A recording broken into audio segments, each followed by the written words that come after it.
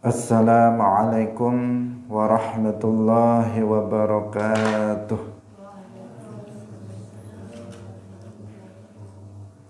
Alhamdulillahi rabbil alamin. Lahun ni'matu wa lahul fadlu wa lahul thana'ul hasan. Wa salawatullahil rahim wal malaikatil muqarrabin ala sayyidina wa maulana Muhammadin wa ala alihi wa ashabihi tayyibin tahirin. Allahumma la sahla illa ma ja'altahu sahla wa anta taj'alul hazna idha syi'ta sahla. Allahumma arzuqna al-ikhlasa fin niyyati wal qawli wal amal wa ba'du.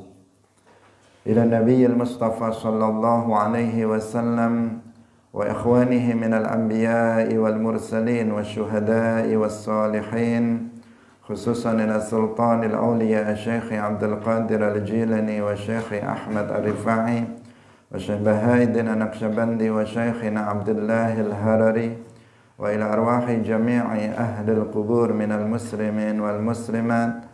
Al-Fatihah. A'udzu billahi minasy syaithanir rajim. Bismillahirrahmanirrahim.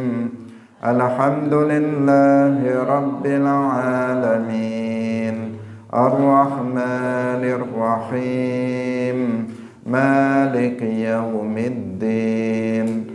Iyyaka na'budu wa iyyaka nasta'in. Ihdinas siratal mustaqim. Siratal ladzina an'amta 'alaihim ghairil maghdubi 'alaihim waladdallin. Amin. Hadirin hadirat kaum muslimin muslimat, pemirsa Madu TV rahimakumullah. Alhamdulillah, kita bersyukur kepada Allah Subhanahu wa taala pada pagi hari ini. Allah Subhanahu wa taala kembali mempertemukan kita untuk melanjutkan ngaji kita dalam tafsir juz amma. Semoga Allah Subhanahu wa taala menganugerahkan ilmu yang manfaat, barokah fid dunya wal akhirah. Amin ya rabbal alamin. Salawat dan salam semoga tetap tercurahkan, terlimpahkan kepada Nabi Agung Nabi Muhammad sallallahu alaihi wasallam, para sahabatnya, keluarganya, serta seluruh umat Islam yang mengikuti beliau ila yaumil qiyamah. Kita ikhlaskan niat kita masing-masing, kita ngaji semata-mata mencari ridha Allah Subhanahu wa taala. Pada pagi hari ini kita masuk pada pembahasan tafsir surah Al-Falaq. Tinggal 2 surah lagi, surah Al-Falaq kemudian An-Nas. Suratul Falaq makkiyatun wa qila madaniyatun wa hiya 5 ayatin. Surah Al-Falaq itu makkiyatun, tergolong sebagai surah makkiyah, diturunkan qabla al-hijrah, sebelum hijrahnya Rasulullah sallallahu alaihi wasallam ke Al-Madinah Al-Munawwarah. Wa qila, dan menurut pendapat yang lain, madaniyah. Surah Al-Falaq itu madaniyah, diturunkan ba'dal hijrah. Wa hiya 5 ayat, dan surat Al-Falaq itu terdiri dari 5 ayat. Bismillahirrahmanirrahim. Dzakara ahlu tafsir. Sebelum menyebutkan penafsiran surah Al-Falaq, terlebih dahulu di sini disebutkan tentang sababun nuzul, sebab dari turunnya surah Al-Falaq. Zakara wasnutur sapa ahli tafsir.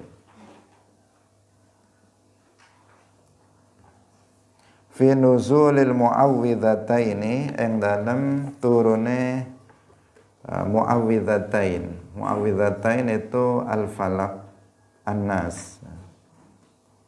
Muawwidhatain karena keduanya dimulai dengan a'udzu. Qul a'udzu birabbil falaq. Yang satu qul a'udzu birabbin nas, yaitu surah yang isinya itu tentang anjuran untuk meminta perlindungan kepada Allah Subhanahu wa taala. Sehingga disebut dua surah ini dengan sebutan muawwidhatani. Fi nuzulil muawwidhataini yang dalam turune surah muawwidzah loro. Anna ghulaman, sebentar. Anna ghulaman sak temene ana budak minal yahudi saking wong Yahudi, kana ana sapa ghulam iku yakhdumu khidmah sapa ghulam minal yahud Rasulullah ing Rasulullah sallallahu alaihi wasallam. Falam yazal mangka ora kingsir-kingsir bihi kelawan Rasulillah sapa al yahudu orang Yahudi, wong Yahudi, hatta akhadha sehingga ngalap sapa ghulam minal yahud musyaqata ra'si Rasulillahi ing cungkase utawa sirae Rasulillah sallallahu alaihi wasallam wa iddata asnanin lan pira-pira wilangane gigi min mustihi sangking jungkase Kanjeng Nabi. Fasaharuhu nuli padha nyihir sapa wong-wong Yahudi ing Kanjeng Nabi, fa'ataha, maksudnya agar orang Yahudi bisa menyihir Nabi. Fa'ataha nuli paring sapa ghulam ing musyatah al yahuda ing wong Yahudi. Fasaharuhu nuli padha nyihir sapa al yahud ing Kanjeng Nabi fiha ing dalem musyatah. Wa kana lan ana sapa alladzi wong tawalla kang nglakoni zalika ing mangkono-mangkono sihir, sapa alladzi ing mangkono-mangkono sihir, artinya yang bertugas melakukan sihir, iku Labid ibnu A'sama, Labid ibn A'sam al-Yahudi, al-Yahudiyu kang bangsa Yahudi. Nah, sebelum kita lanjutkan, perlu kita jelaskan terlebih dahulu bahwa para nabi ini digambarkan di sini ada usaha untuk menyihir Rasulullah Shallallahu Alaihi Wasallam, dan perlu kita tegaskan dan kita ingatkan kepada kita semuanya bahwa kita Ahlus Sunnah wal Jamaah Nabi Muhammad Sallallahu Alaihi Wasallam oleh Allah Subhanahu Wa Taala dari terpengaruh sihir pada akal mereka, pada mata mereka, pada hati dan pada lisan mereka. Artinya sihir itu tidak akan mempengaruhi akal seorang nabi. sehingga menjadi semacam gila atau linglung dan sebagainya. Itu tidak terjadi pada seorang nabi. Kan asar atau pengaruh sihir itu terkadang kan seperti itu. Jadi orang kena sihir kemudian dia jadi gila, atau orang kena sihir kemudian menjadi bodoh, linglung, tidak menentu. Mau melakukan ini tapi melakukan yang lain, mau ngomong ini ngomong yang lain dan sebagainya. Tertawa sendiri tanpa sebab, menangis sendiri tanpa sebab dan sebagainya. Itu menjadi majnun. Itu namanya sihir berpengaruh pada akalnya, berpengaruh pada hatinya. Itu tidak terjadi pada seorang nabi. Allah Subhanahu wa taala menjaga seluruh para nabi dari hal yang seperti itu. Kenapa? Karena itu sesuatu hal yang tidak layak bagi seorang nabi. Kalau nabi kena sihir kemudian menjadi linglung, menjadi gila, ya nggak ada yang mendengarkan dakwahnya. Padahal seorang nabi diutus tujuannya untuk berdakwah. Jika kemudian kena sihir yang berpengaruh pada akalnya, maka itu akan menafikan tujuan dari diutusnya seorang nabi, yaitu untuk mendakwahkan, menyampaikan risalah Allah Subhanahu wa taala. Demikian juga sihir itu tidak akan mempan pada mata seorang nabi, tidak menjadikan nabi kemudian menjadi buta dengan sebab sihir tersebut. Kemudian juga sihir itu tidak akan berpengaruh pada seorang nabi pada lisannya, kemudian menjadi kalau ngomong menjadi bermasalah, itu tidak. Sedangkan apakah sihir itu bisa berpengaruh pada jasad seorang nabi, misalnya pada kulitnya? Maka di sini ada perbedaan pendapat di kalangan para ulama. Sebagian ulama mengatakan mungkin saja sihir itu akan berpengaruh pada jasad seorang nabi. Tapi menurut pendapat yang sahih tidak juga. Sihir tidak mampu untuk berpengaruh pada jasad seorang nabi. Nah, ini penting untuk disampaikan, karena dalam permasalahan ini itu muncul riwayat-riwayat yang tidak sabit yang mengemukakan bahwa Rasulullah Shallallahu Alaihi Wasallam itu terkena sihir dan kemudian Nabi menjadi bingung karena pengaruh sihir. Beliau menjadi linglung, kemudian menjadi nggak jelas apa yang beliau ingin katakan, apa yang beliau ingin sampaikan, apa yang ingin beliau kerjakan, itu beliau menjadi nggak tahu. Ada riwayat seperti itu, dan itu riwayat yang tidak sabit, yang tidak benar, tidak ada riwayatnya dari Rasulullah ataupun dari para sahabat. Nah, itu yang harus diwaspadai. Nah, karena ini ada disebutkan dalam sebagian riwayat dan disebutkan dalam sebagian kitab yang itu bertentangan dari sifat keagungan, kemuliaan seorang nabi. Kita sudah jelaskan bahwasanya para nabi itu sifat jaiznya adalah apa? Al-a'rad al-basyariyah, yaitu sifat-sifat kemanusiaan. Tetapi tidak seluruhnya. Ada catatannya, al-a'rad al-basyariyah, sifat-sifat kemanusiaan yang tidak menurunkan derajat kenabian. Bahwa seluruh para nabi, karena mereka juga manusia, maka mereka juga bersifatan seperti manusia pada umumnya. Mereka makan, mereka minum, mereka tidur, mereka menikah, mereka melakukan hubungan suami istri, dan seterusnya. Sebagaimana manusia pada umumnya, mereka juga sakit, sehat, dan seterusnya sebagaimana manusia pada umumnya. Tetapi sifat kemanusiaan yang ada pada para nabi itu yang tidak menurunkan derajat kenabian.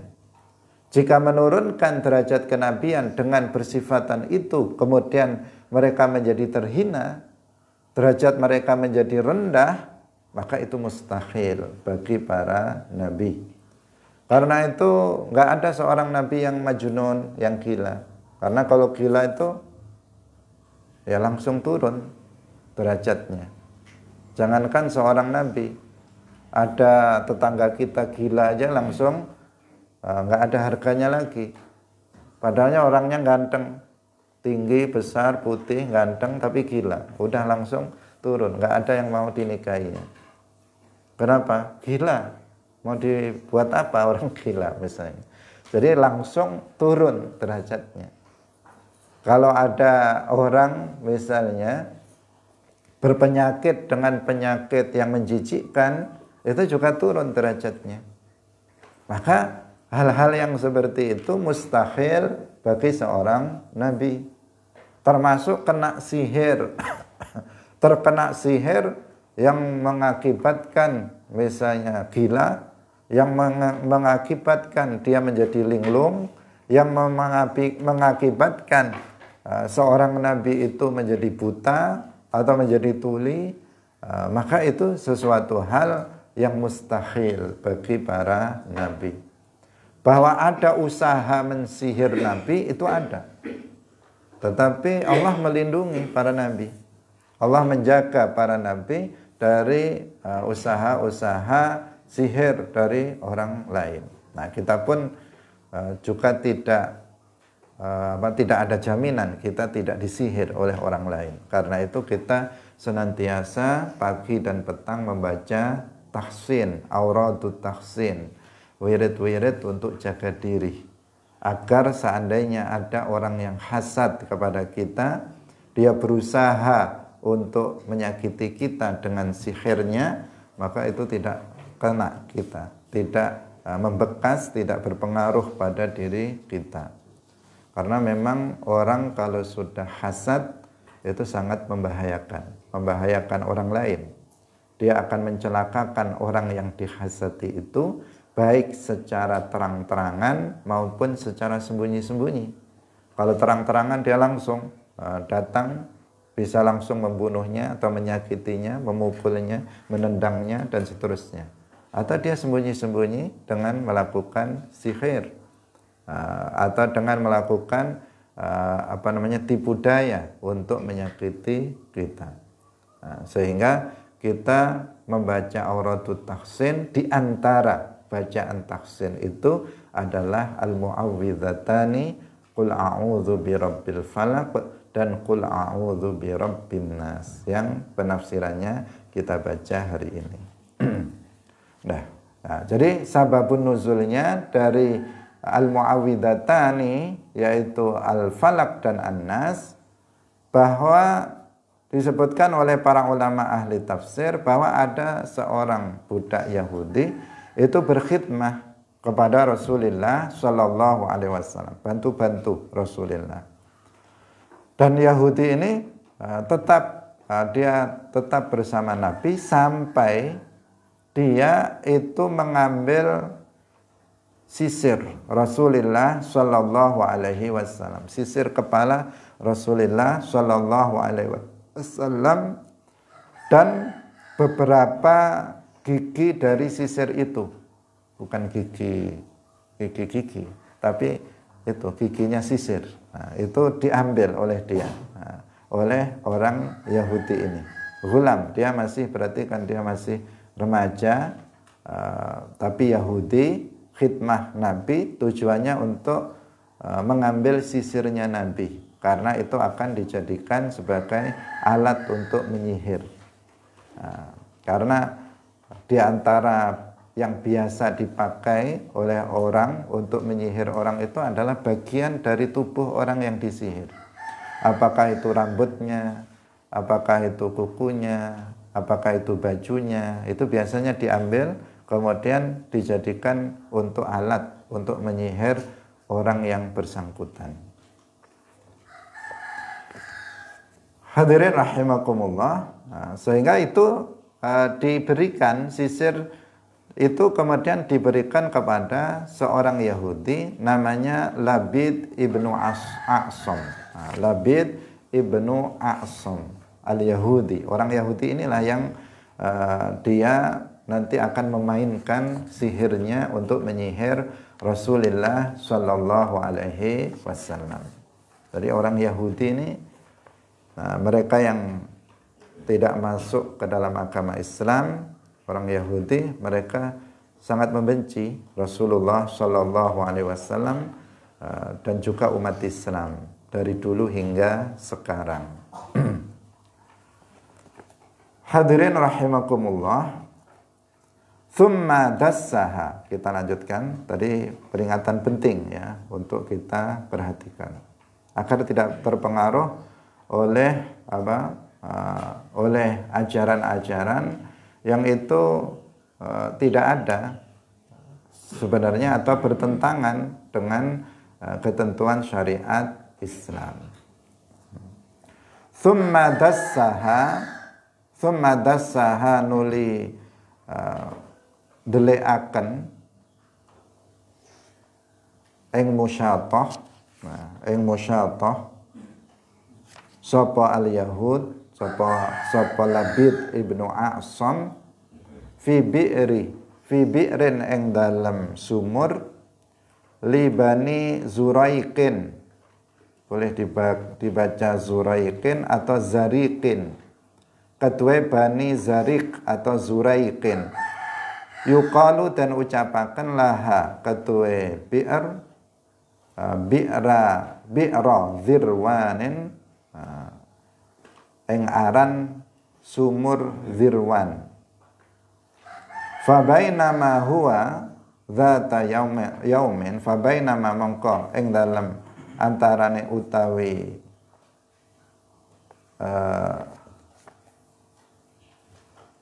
Labid ibnu A'sam dzata yaumin ing dalam dina suci iku naimun wong kang turu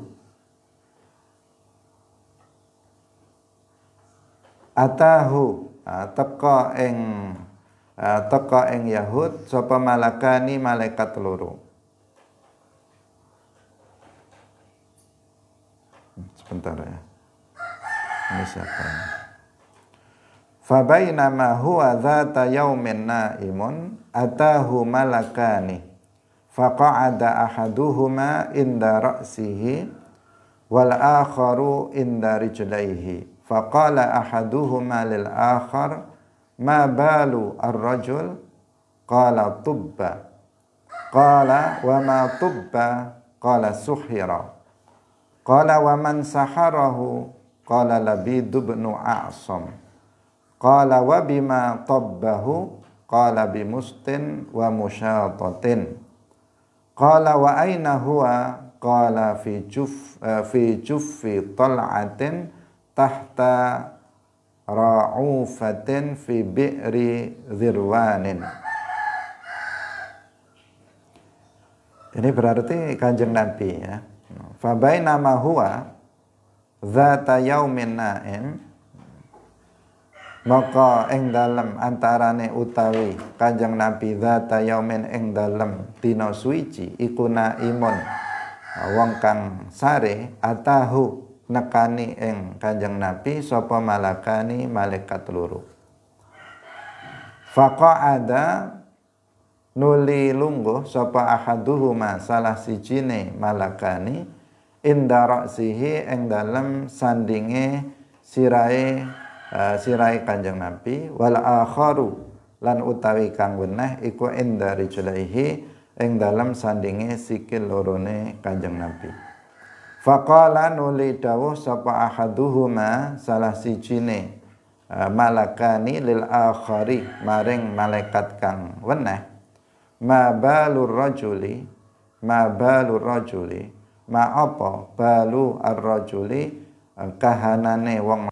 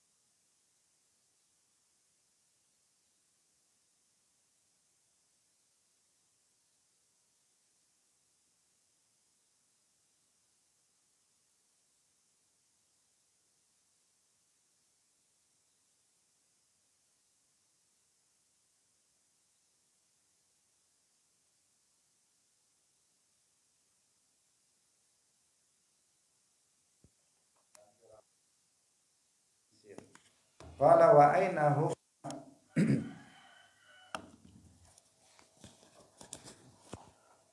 qala mana tadi? Qala ngucap sapa ahaduhuma wa aina huwa lan ing dalem endi huwa utawi mustin wa musyatah. Qala jawab sapa al akhar fi juffi tal'atin tahta ra'ufatin fi bi'ri dzirwanin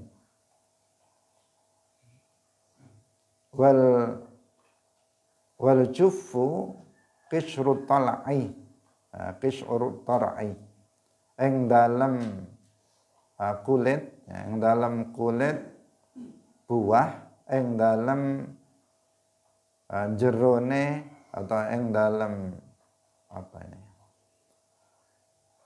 fi bi'ri dzirwanin ing dalem ngisore ra'ufah ing dalem sumur dzirwan wal juffu qisru tal'i warra'ufatu sakhratun warra'ufah sakhratun berarti tahta ra'ufatin ing dalem ngisore watu gede fi bi'ri dzirwanin ing dalam sumur dzirwan tutraku den tinggalaken apa muston wa musyatah fi asfalil bi'ri ing dalam ngisor sumur idza khufirat tatkalane den gali apa bi'r fa idza aradu mongko tatkalane ngarepaken sapa wong tanqiyatal bi'ri ing ngresiki sumur jalasa mongko lungguh sapa almanqiyu wong kang ngresiki alaiha ing atase sumur fantabaha Rasulullah nuli tangi sapa Rasulullah sallallahu alaihi wasallam. Faqala nuli dawuh sapa Rasulullah ya Aisyatu, ini agak panjang ya. Ya Aisyatu wa Aisyah, amma sya'arti ana ta ngrasa sapa sira waton annallaha sak temene Allah iku akhbaroni paring khabar sapa Allah ing ingsun bidai kelawan sakit ingsun, kelawan penyakit ingsun. Thumma ba'atha nuli ngutus sapa Kanjeng Nabi Aliyan ing Sayyidina Ali wa Zubair lan Az-Zubair wa Ammar ibn Yasir lan Ammar ibn Yasir. Fanazzahu ma'atil kalbi'ri nuli nguras sapa Ali wa Zubair wa Ammar ma'atil kalbi'ri banyune mangkono-mangkono sumur. Thumma rafa'u nuli ngangkat sapa Ali wa Zubair wa Ammar as-sakhrata ing watu wa akhraju lan ngetokaken sapa Ali, Zubair dan Ammar al-juffa ing al-juf tadi yaitu apa kulit yang di dalamnya disimpan sisir Rasul. Wa idza fihi lan dumadaan iku ing dalem al-juf musyatatu ra'sihi utawi jungkase sirai Kanjeng Nabi. Wa asnanu mustihi lan pira-pira untu sisire Kanjeng Nabi. Wa idza wataron ma'kudun fihi ihda asyrata uqdatan lan tumadaan iku rupa apa ini maksudnya iketan ya iketan kang den iket fihi ing dalem watar ihda asyrata 11 apane uqdatan iketane.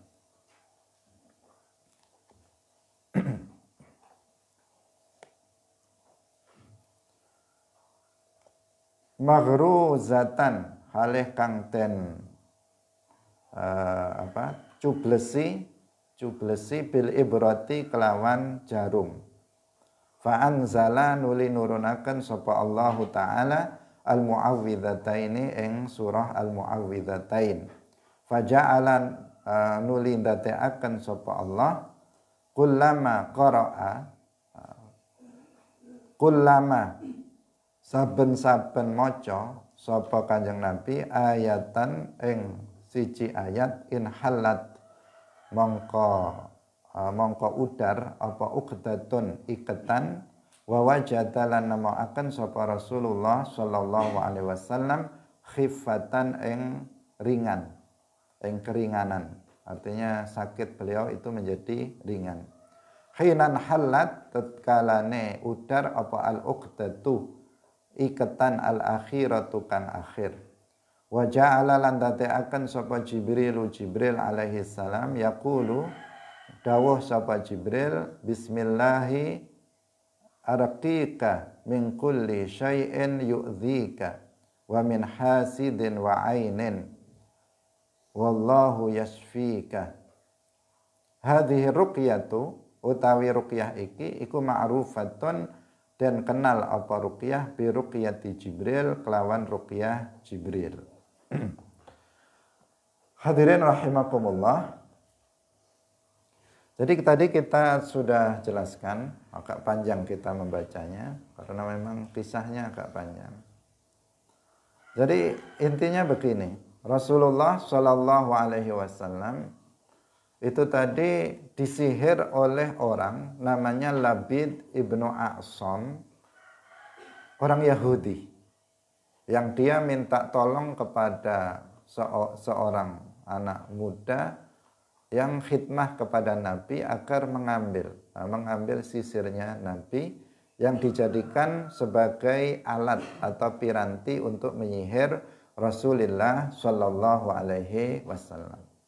Setelah dilakukan ritual sihir, kemudian biar tidak diketahui, biar sulit untuk dilacak, sisir ini yang telah disihir tadi itu kemudian dimasukkan ke dalam sumur, diwadahi. Sumur Bani Zuraik namanya sumur Dzirwan. Sumur Dzirwan kemudian diletakkan di dalam suatu wadah tertentu, wadah juf, kemudian ditaruh di bawah batu besar. Jadi ini kan sudah sulit. Kalau biasa itu sulit ditemukan. Kenapa? Pertama dimasukkan ke dalam sumur. Di dalam sumur kan ada air yang sulit untuk kemudian diketahui. Orang tidak akan menyangka. Sisir itu diletakkan di dalam sumur Dzirwan, kemudian diwadahi di suatu wadah tertentu, kemudian ditaruh di bawah batu besar. Sehingga karena kalau untuk menyembuhkan sihirnya ini nanti kan harus ditemukan barang ini. Sementara barang ini disembunyikan di tempat yang sangat tersembunyi, di dalam sumur, di bawah batu besar, di dalam sebuah wadah. Oleh siapa? Labid ibn A'sam yang menyihir Nabi ini. Sehingga Nabi ketika itu kan sakit, tapi beliau sihirnya tadi seperti yang sudah kita jelaskan. Sihirnya tidak sampai mempengaruhi pada akal, pada hati, pada mata, bahkan secara fisik itu dalam ke jasad itu menurut qaul yang sahih tidak. Tetapi beliau sakit disebabkan dengan itu. Kemudian Nabi mendapatkan petunjuk karena itu adalah seorang nabi. Beliau seorang nabi. Mungkin kalau orang biasa ya sulit menemukan di mana ini kena sihir atau enggak. Kemudian di mana letak sesuatu yang digunakan untuk menyihir itu akan kesulitan. Tetapi Nabi ketika Nabi sedang tidur, beliau itu bermimpi. Yang mimpi itu adalah petunjuk terhadap kepada Rasulullah Shallallahu Alaihi Wasallam. Dalam tidurnya itu ada dua malaikat yang datang. Satu malaikat itu duduk di sebelah kepala beliau, dan satu malaikat itu duduk di sebelah kaki, dua kaki Rasulullah Shallallahu Alaihi Wasallam. Kemudian terjadi dialog di antara dua malaikat itu. Jadi dua malaikat itu berdialog mengatakan, apa yang terjadi pada laki-laki ini? Kemudian yang satu menjawab, oh dia sedang disihir. Dia sedang disihir. Kemudian tanya lagi yang satu, siapa yang menyihirnya? Yang menyihirnya Labid ibnu A'sam. Kemudian dengan apa dia menyihirnya? Terjadi dialog antara dua malaikat. Dengan apa dia menyihirnya? Oh dengan sisir, dengan sisirnya. Di mana sisirnya sekarang? Jadi ada petunjuk ada dialog di situ. Di mana sisirnya sekarang? Oh sisirnya ada di dalam wadah yang berada di bawah batu besar di dalam sumur Dzirwan. Dia ditinggalkan di dasar sumur itu.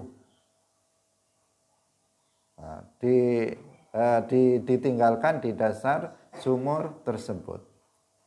Ini apa? Dialog antara dua malaikat dalam mimpi Nabi, yang itu memberikan petunjuk kepada Rasulullah Shallallahu Alaihi Wasallam.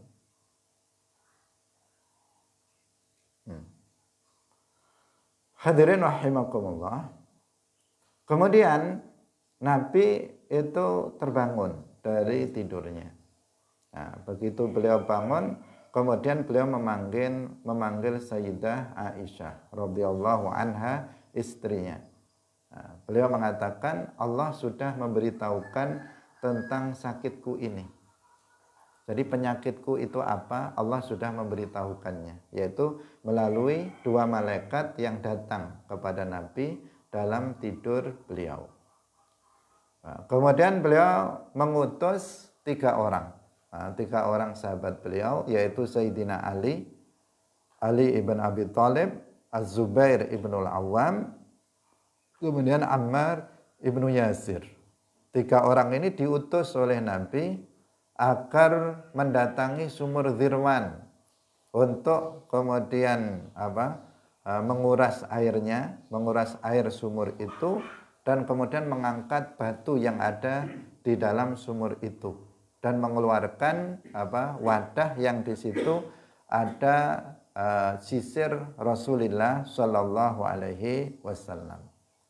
Kemudian dilakukan, ketiganya pergi ke sumur Dzirwan itu, dan ternyata betul di bawah itu ditemukan sisir Rasulullah Shallallahu Alaihi Wasallam. Memang itu petunjuk dari Allah Subhanahu Wa Taala. Nah, ternyata di situ ada semacam bundelan. Jadi dia jadi semacam sisir yang dibundeli, yang diikat dengan 11 ikatan. 11 ikatan.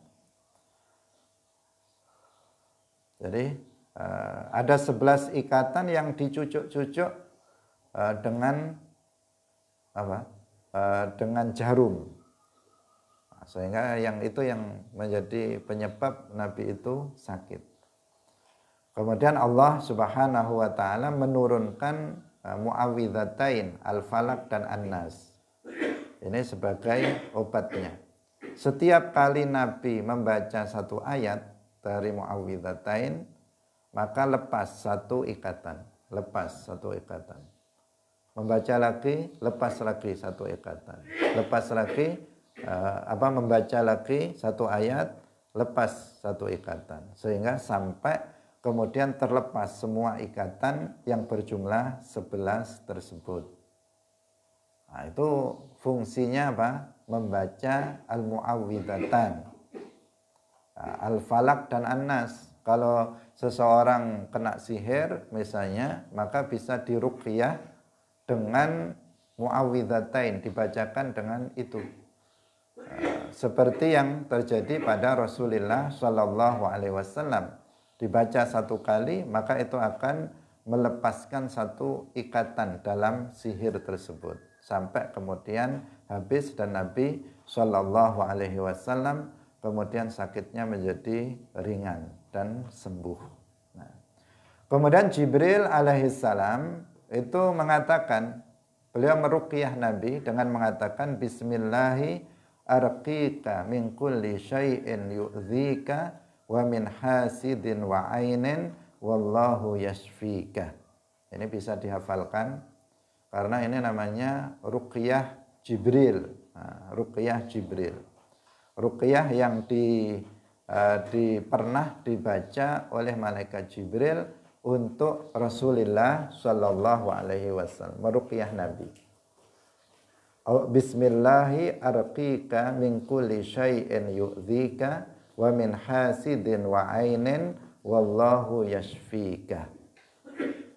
Bismillahi, dengan nama Allah, arqika, aku meruqyah kamu dari setiap sesuatu yang menyakitimu dan dari setiap orang yang hasad dan dari penyakit ain.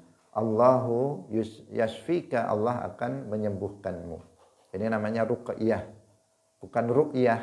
Nah, sebagian orang ada yang mengatakannya diruqyah. Kalau diruqyah itu hilal, itu diruqyah. Nah, hilal bulan tanggal 1 itu diruqyah. Ruqyah itu, kalau ruqyah itu dilihat, ruqyatul hilal, melihat hilal, dari kata ro'a, yara. Kalau ruqyah itu di ruqyah pakai qaf. Ruqyah itu ya disuwuk, kalau bahasa Jawanya disuwuk. Disuwuk itu dibacakan sesuatu agar dia sembuh dari penyakitnya. Jadi kalau ada orang sakit dibawa ke Mbah Yai, kemudian Mbah Yai nyuwuk, dibacakan Al-Fatihah, dibacakan An-Nas, Al-Falaq, ayat kursi, itu namanya diruqyah. Nah, diruqyah agar kalau dia kena sihir, sihirnya bisa hilang.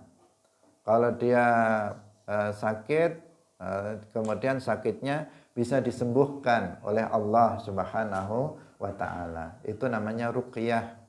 Dan ruqyah itu diperbolehkan. Nah, ruqyah itu diperbolehkan dalam syariat Islam. Ruqyah syar'iyah, tetapi tidak mudah orang meruqyah orang lain, apalagi orang yang kena jin atau orang yang kena sihir. Semestinya dia memiliki ruqyahnya, dia sendiri harus kuat ya. Dia harus kuat, artinya dia sudah terbiasa setiap hari membaca wirid-wirid tahsin untuk jaga diri. Karena di sini yang dihadapi, kalau yang dihadapi itu jin. Nah, jin itu ya ada yang lemah, ada yang kuat. Nah, kalau seseorang itu dia misalnya melawan jin, maka bisa teman jin yang lain juga akan membantu dia untuk bisa menyakiti dirinya. Nah, sehingga dia juga harus kuat tahsinnya, penjagaan dirinya itu harus kuat. Tahsin pakai shad, bukan tahsin pakai sin. Menjaga diri dari sihir, dari usaha orang yang hasad. Di pagi hari habis subuh, maka insya Allah pada hari itu kita akan dijaga oleh Allah dari sihir, dari kejahatan manusia dan kejahatan jin. Itu faidah dari kita membaca Awradut Tahsin. Nah, di antara bacaannya ini, guru kita Syekh Abdullah Al-Harari juga menyusun Awradut Tahsin, agar kita membacanya di waktu petang habis maghrib dan juga di waktu pagi setelah subuh. Waktunya 3 jam, 3 jam setelah maghrib, 3 jam setelah subuh, itu maksimal. Artinya jika kita bisa melakukannya secara langsung atau kemudian minimal belum lebih dari 3 jam. Hadirin yang dirahmati oleh Allah Subhanahu wa taala. Jadi ruqyah diajarkan dalam syariat Islam. Malaikat Jibril meruqyah Nabi. Meruqyah Nabi dan para sahabat juga melakukan ruqyah. Tapi ruqyah ini yang dibaca adalah ayat-ayat Al-Qur'an, doa-doa kepada Allah Subhanahu wa taala seperti Al-Falaq, An-Nas, ayat kursi dan sebagainya. Itu diperbolehkan. Tapi kalau yang dibaca itu jopo-jopo yang berisi kekufuran, ya jelas nggak boleh. Karena di sini kan ada dua, orang nyuwuk itu ada dua cara. Ada yang disuwuk dengan secara bahasanya suwuk, tetapi yang dibaca seperti para kiai, itu yang dibacakan Al-Fatihah, An-Nas, Al-Falaq, ayat kursi, maka itu jelas diperbolehkan dan ada tuntunannya. Tapi ada sebagian yang nyuwuk, itu lain, dukun, yang nyuwuk dukun bukan kiai, atau dukun tapi pakai nama kiai, ada juga oknum, oknum.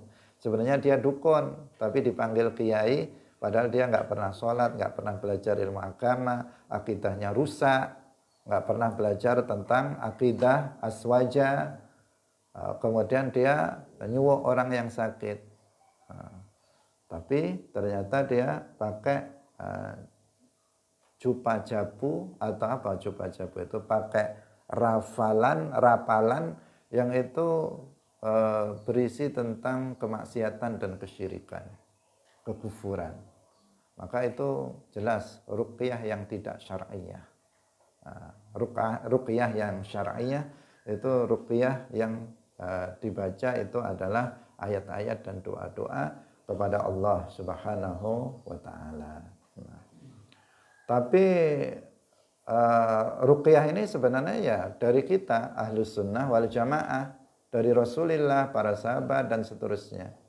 Tapi sering dipopulerkan oleh orang non aswaja, sering dipopulerkan oleh orang-orang Wahabi. Mereka melakukan ruqyah.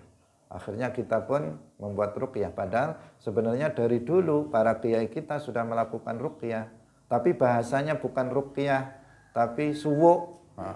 Sehingga orang seakan-akan kita selama ini nggak melakukan ruqyah, padahal para kiai sudah melakukan ruqyah. Para kiai itu sering sekali dalam tradisi kita, dalam tradisi umat Islam di Indonesia khususnya, itu selalu didatangi oleh jamaah. Anaknya nangis dibawa ke kiai biar diruqyah. Anaknya sakit dibawa ke kiai, badannya panas dibawa ke kiai biar diruqyah. Itu sudah menjadi tradisi bertahun-tahun selama ini. Tapi bahasanya apa? Bukan ruqyah, disuwuk sama Mbah Yai. Padahal isinya itu adalah ruqyah. Kemudian datang orang Wahabi memperkenalkan istilah ruqyah.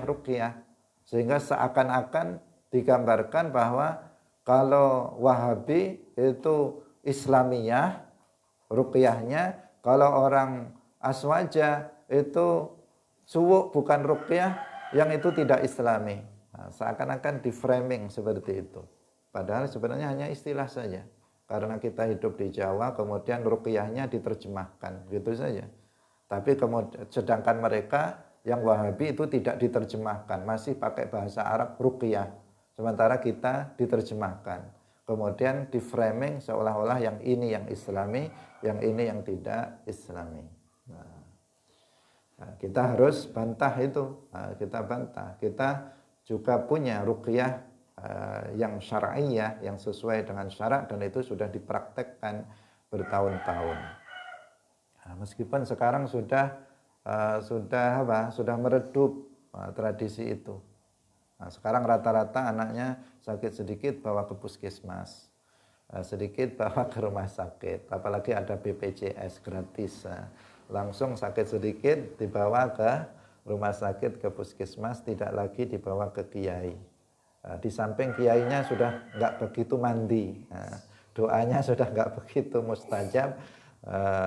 Tidak seperti para kiai zaman dulu, dibawa memang sembuh betulan. Nah, ini dibawa ke ustadz, ke kiai, didoakan tetap panggah, penyakitnya tetap kadang bertambah parah. Ya udah dibawa ke rumah sakit atau dibawa ke puskesmas. Nah, jadi semestinya ya kita kalau kiai itu juga berbekal itu ya, biar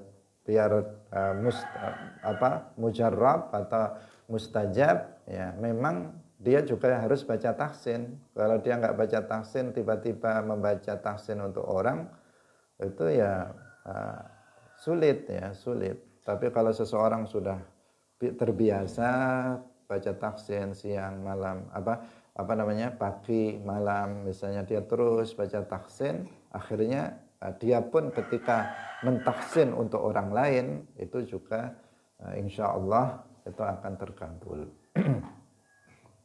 Hadirin rahimakumullah, sampai di sini dulu pengajian kita. Kita masih belum masuk pada pembahasan tafsir Al-Falaq, masih membahas tentang sababun nuzul dari suratul Falaq dan juga An-Nas. Karena ini satu paket, yaitu Al-Mu'awwidhatani.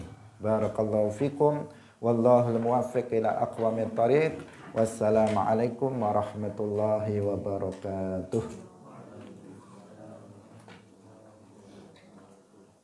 La ilaha illallah.